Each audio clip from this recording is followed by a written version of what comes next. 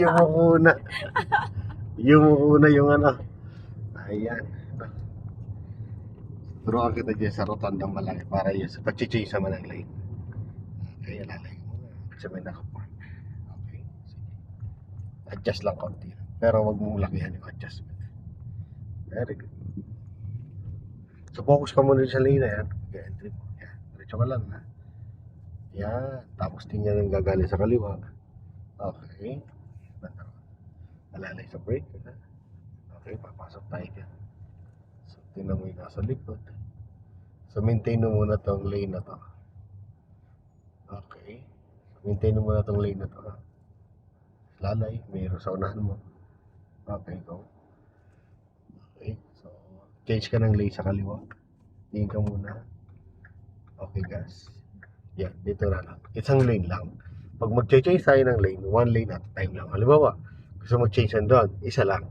Alam mo, mag-change ka din sa kanan, isa lang muna. Huwag yung dire-diretso mula doon sa dulo hanggang dito sa dulo. Ano? Para hindi tayo madisgrasya. Yan po yung mga sekreto ng Pro. Ano? Okay, ma'am? Diretso.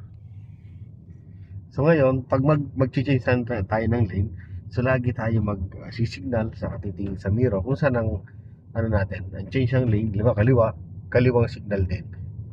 Then tingin sa kaliwang mirror din, ano? Okay. So focus ka muna diyan. May sakyan sa likod na. Pero mag-signal ka na rin. Okay, diretso. Okay. So wala nang sakyan sa kaliwa. Pasok ka dyan sa kaliwang lane.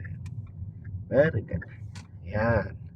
So kailangan man ay pag nandiyan ka sa lane na yan, kailangan yung lane, guhit na yan dapat nasa gitna ka. Dalawang guhit na. Okay. So ngayon, change naman tayo ng kanan. So silip ka naman sa kanan. Signal ng kanan.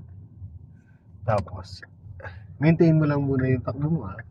Okay, so one lane lang na. Dito ka na sa isang lane na yan. So diretso, ikot po ulit tayo. Very good, ma'am. Okay. Tignan mo yung sakyan na yun, baka abutan mo, no? So change tayo ng lane ng kaliwa. Sa kaliwa po. Yes, tingin sa kaliwang mirror. Wala. Okay, pasok na. So ito exercise na to, the best ito, bago ka mag-entry sa expressway, para pag nag-change ka ng lane, alam mo yung galawan ng sakyan. Kahit yan malapit sa likod mo, kaya mo siyang pasukan. Okay? Nang safe, magiging safe ka na. So ito yon, itong exercise na to, roundabout na malaki, napakalaking bagay nito ang exercise sa pag-change ng lane na. Okay, so diretso naman, focus lang. Kailangan pag nag-change tayo ng lane, kailangan yung takbo natin na-maintain mo lang at bumibilis. Huwag kang mag-change ng lane na pabagal. O kung mag-change ka ng lane ay magbe-preno ka. Hindi pwede. Kailangan ma-maintain mo yung takbo mo. At the same time, pag yung kailangan ng lumipat, kailangan mag-accelerate ka para madagdagan yung bilis mo. Bawal na bawal yung mag-change tayo ng lane na pabagal. Kasi pwedeng abutan ka nung sakyan sa likod na. Okay, signal ka ng kanan. Tingin sa kanan mirror. Okay. Pasok na. Pag nakapasok na, tanggal lang signal. Okay, so maintain lang sa lane na yan. Diretso lang. So ngayon, diretso, signal ka naman ng kaliwa. Silip sa kaliwang mirror, wala. Dagdag ka ng gas, no? Yan, yung mga ganyan distance, kaya mo na siyang sabayan na hindi ka na natatakot. Ayan. Diretso lang. Paulit-ulit lang yan. Diretso lang na.